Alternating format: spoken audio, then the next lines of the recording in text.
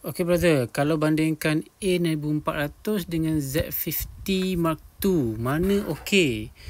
Okay, kalau saya brother, dari aspek performance, dari segi overall spec semua benda tu, saya akan go kepada Z50 Mark II. Okay, naturally dia banyak lagi lah kelebihan dia berbanding dengan A6400.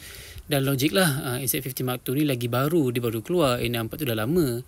Jadi dia punya performance tu of course kan ada beza sikit lah. Dari segi performance, saya akan go for Z50 Mark II. Tetapi dari segi lens is another story lah. Sekarang ni Sony mendominasi market dengan pilihan lens yang sangat banyak untuk dia punya ekosistem.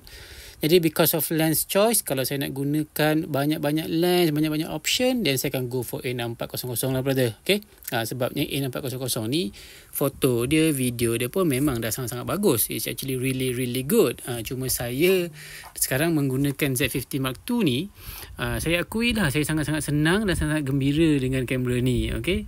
Cumanya dia punya pilihan lens dia sangat-sangat limited, yang native mount dia. Jadi dia membuatkan banyak benda jadi susah sikit lah. Dan bila saya gunakan dia untuk shoot professional work pun jadi susah sikit lah, sebab lens tu memainkan peranan yang sangat penting bila kita nak cerita pasal kegunaan dia lah. Okay, so tu brother, harap membantulah brother punya budget, macam mana selesa dengan brand mana-mana, you go for it lah. Okay, but all in all, dengan mana-mana antara dua ni brother, insyaAllah selamat.